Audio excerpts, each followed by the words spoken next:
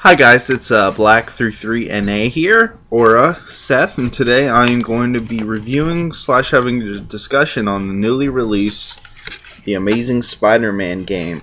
This is the slipcover. Very nice slipcover.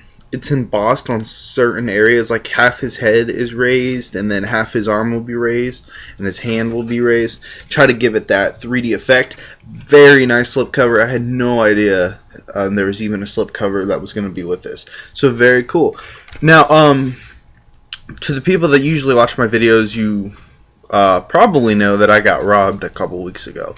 Yeah, I got a new Xbox, and I actually recovered my PlayStation 3. So that's all cool. But anyways, this game, well, first of all, I should probably explain. I'm a very, very huge Spider-Man fan. A couple years ago, when my dad died, I really got into the comics. I don't know, for some reason, they just really appealed to me. And Spider-Man especially, and I really got into them. Started reading them, getting into the lore of Spider-Man and superheroes. So Spider-Man especially is really, really close to me. I absolutely love Spider-Man. So I'm a pretty big fan, and this game, I gotta say, is pretty damn good. This has got to be the closest thing that we get to Spider-Man 2 in terms of just awesome fanfare and good story and gameplay. This is pretty much the first game that I actually feel like I'm playing as Spider-Man. I mean, the combat's fluid. Imagine Arkham City, just punching, and then you jump to another guy, punch. They also took a kind of stealth approach where you can web to any place in the ceiling and like sneak up on people. Very cool. I gotta say, I have played a little bit of Arkham Asylum and City, and I didn't get into it, but I definitely am getting into this combat. It's fun, and I like to actually go out of my way sometimes when I don't have to sneak on or sneak up on enemies.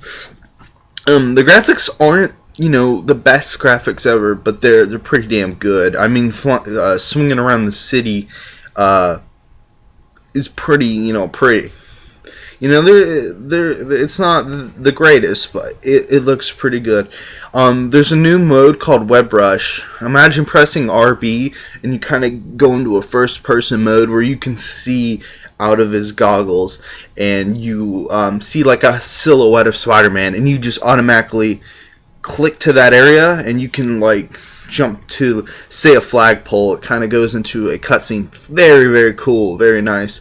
I gotta say, one spot that just blew me away in terms of just fucking awesome is I was web swinging, and then I heard a cop say that there was a hit and run or something. So I started web swinging to that area, and I jumped on the cop car, and I used the web rush to get to the different cop cars to then get to the criminal's car. And then I webbed the car, and before I knew it, Spider-Man jumps off, does a backflip, kind of goes into his like little mode, a giant web, and the car gets picked up and just is in the web. I mean, it was so cool. It really, as a Spider-Man fan, I was like, holy shit. It's so fun. So I'm just gonna say, for $60, go ahead. Just pick it up. I've been talking about this for 4 minutes. It's so good. Okay, now I'm kind of going to get into some thoughts. Now, in the first hour, it spoils some things. Don't worry. You kind of get this anyways. But you can't be helped. It's in the beginning of the game. They reveal that the Lizard kills Gwen's dad, Captain Stacy. They reveal that Kirk Connors knows that Spider-Man is Peter Parker, and they reveal that Gwen knows Peter Parker is Spider-Man.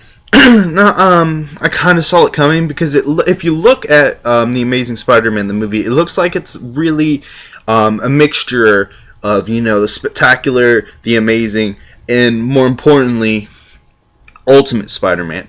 Now, if you've ever read Ultimate Spider-Man, it's a great series, and I highly recommend you do it. But that's a younger Peter Parker. that gets to know Mary Jane, and then Mary Jane gets to know that Peter is Spider-Man. And that kind of seems like what they're doing in this one, which is great. It's a great series. And another thing I kind of took about from this game is it looks like, because Oscorp, of course, is in this movie, but the Green Goblin's not. But it looks like Oscorp is the main reason behind everything in this. I don't want to spoil too much, but very, very good. Very good writing. So I'm just going to highly recommend this game. It has gotten me so pumped for this movie. And this is a game. I mean, it's published by Activision and made by Beenox. Now, I did play what the other Beenox games like. I didn't play the new one, Shattered Dimension. No, I played Shattered Dimensions. I didn't play Edge of Time. That has Spider-Man 2099 and amazing. But this is way better. Everything's so good. I mean, I don't know if it's just I'm fanboying out, but I gotta say, great. Really good. IGN kind of gave it they gave it a 7. They said it was fun, but not like a grand story with B-list, villains. Yeah, because this is like, think of this as the Amazing Spider-Man 1.5. This is going to be the bridge to the Amazing Spider-Man 2, which is great because, that doesn't, it gives you that, that in-between story. Because if you really watch the Sam Raimi films, there's kind of a gap between the movies, and you really don't know what's going on between that gap. So, awesome, Beenox. Really, as a huge Spider-Man fan, this is an amazing game, and I can't wait to finish it. Anyways, thanks for watching, guys. This was Black33NA.